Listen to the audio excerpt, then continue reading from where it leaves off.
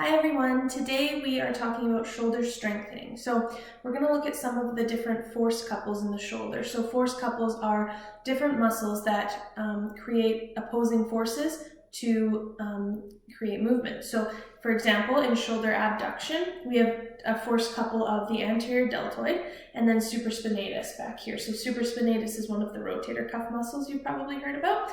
So they act in opposing ways to help create movement.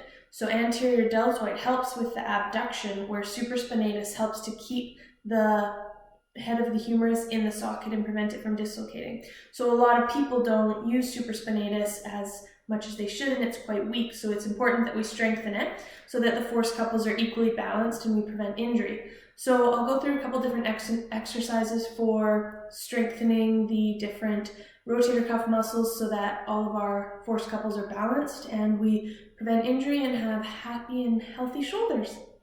Okay, so the first thing we're going to look at is a strengthening exercise that we can do for all of the different muscles of the shoulder. We know the shoulder is a ball and socket joint. It has a lot of different ways that it moves, meaning that there are also a lot of muscles that surround the shoulder. So we need to strengthen all of these different ranges of motion so we have a very comprehensive and overall strengthening of the shoulder. So there's going to be 6 ranges that we're going to go through, and you can do these with a band, but you can also do them without a band. I like to do 3 sets of 10, and it's a really great way to warm up your shoulder before doing other rehab exercises or other strengthening programs. So the ranges are as follows. We have flexion, extension, which is back, abduction, which is thumb up, out to the side.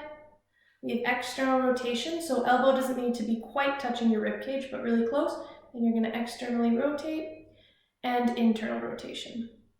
And then the last one we call, in the plane of scaption, this is a supraspinatus strengthening one. So when we did abduction and flexion, we're using the anterior deltoid here, and that was a force couple with supraspinatus. So we strengthen that at kind of a 45-degree angle, not straight forward, not out to the side, but a 45-degree angle, and we're just going from having our arm down and then up to about 90. So it's important to have our scap set for all of this so that our traps aren't engaging. I can use my other hand to put it on the upper trap there to make sure that it's not engaging, because sometimes if supraspinatus is weak, upper traps likes to take over. So make sure that scaps are set, makes it hard for upper traps to engage.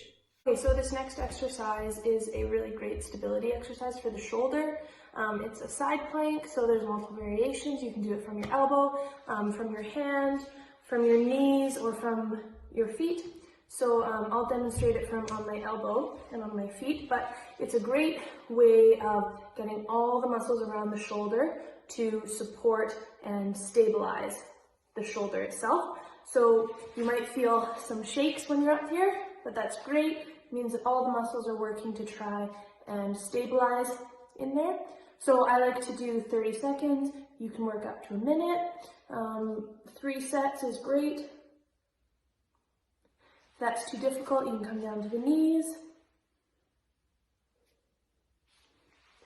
Okay, this last exercise is a stretch for the external rotators of the shoulder, which are often tight in a lot of people.